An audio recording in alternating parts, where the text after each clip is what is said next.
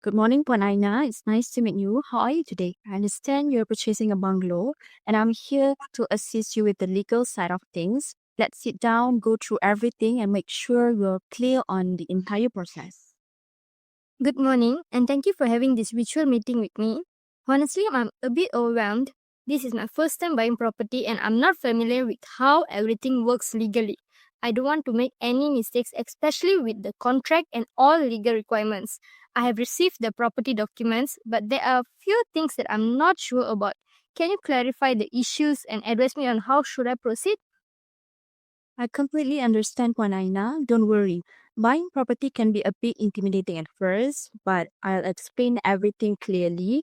We'll go through each step of the process, including all the necessary paperwork, so that you feel confident about it. Shall we begin with reviewing the details of the property? Yes, please. The property that I'm buying is in Bukit Besar, Kuala Terengganu, and I have already agreed on the price with the seller, Miss Sophia. But there are a few things I'm unsure about. Firstly, I noticed there's a restriction on the land that's stating the property cannot be transferred, mortgaged, or leased without the land administrator's consent. What does that mean for me? Great question.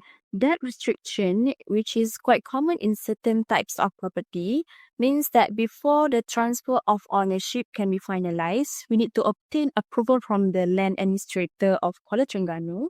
Essentially, it is an extra step in the process to ensure that the transfer meets all the legal requirements.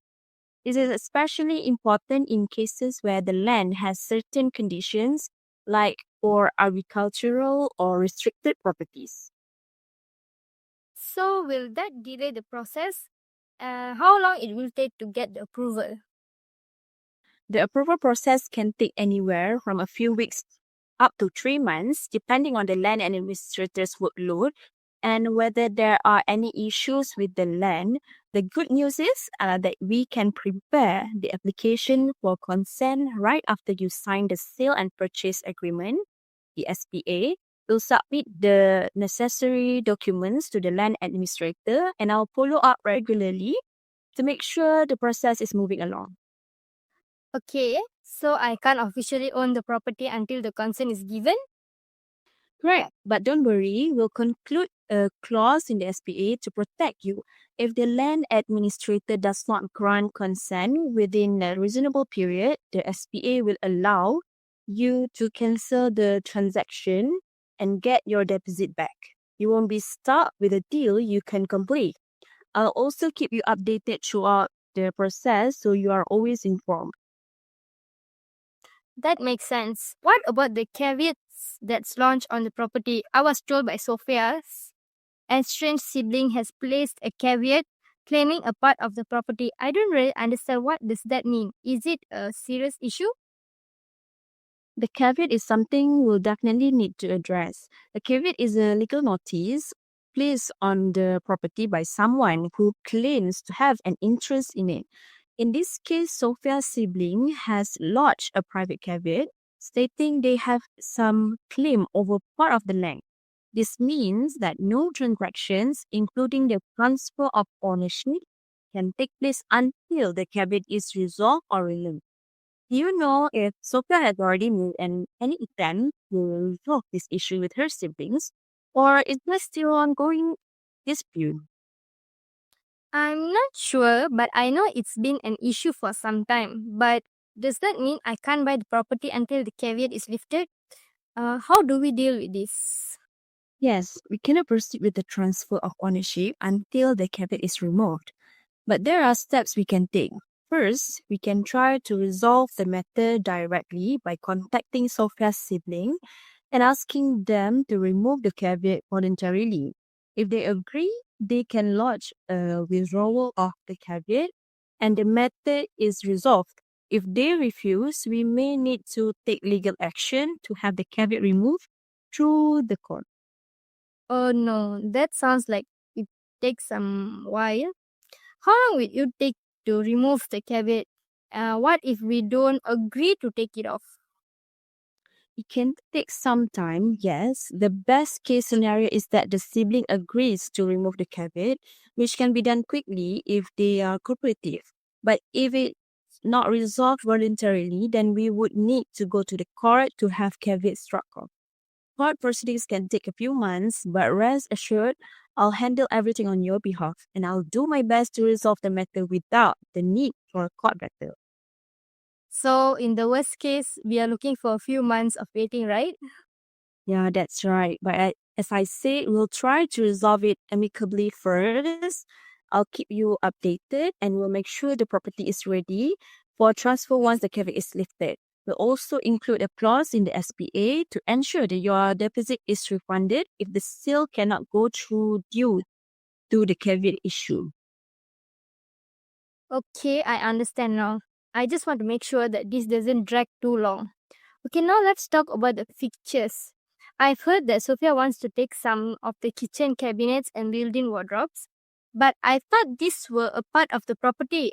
I don't want to be surprised later when I move in and find out they have been taken out.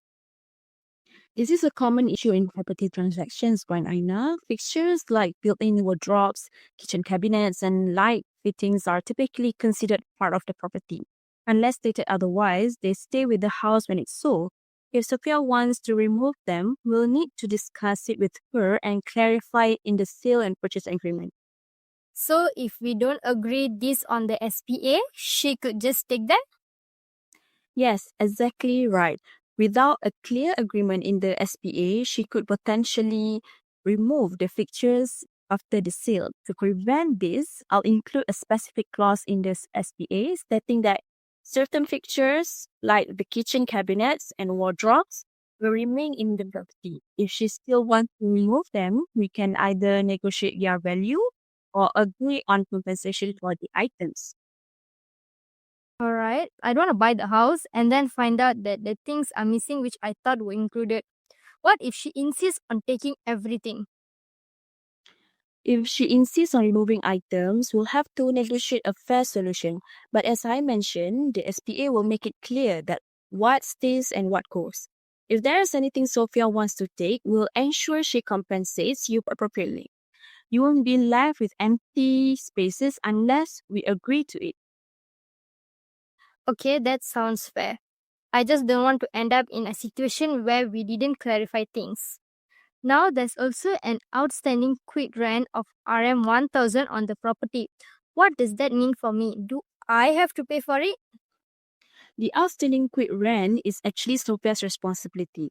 Quit rent is a tax property owners pay annually to the state government. Since Sophia is still the owner, she's liable for the unpaid quit rent.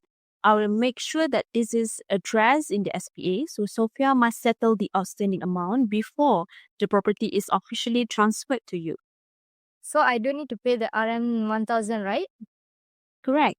We'll ensure that Sophia clears the unpaid quit rent before the transfer happens. If she doesn't, we'll hold off on the sale until it's settled. You won't be responsible for any unpaid taxes from the time as the owner. That's a relief. The last thing I want to end up with is unexpected bills. Lastly, let's talk about the deposit. Sophia wants me to pay it directly to her, but I don't feel it's safe. I feel much safer if it were hold in a stakeholder account. I want the deposit to be protected, especially with all this issue going on. Can we do that? Absolutely, Puan Aina. I'll always recommend using a stakeholder account to hold the deposit. This means the money will be kept safe and won't be released to Sophia until all the conditions of the sale are met. This includes getting the land administrator's consent, clearing the caveat, and resolving any other issues. If the sale falls through any reason, the deposit will be returned to you. That sounds so much safer. I don't feel comfortable handing the deposit over to her directly.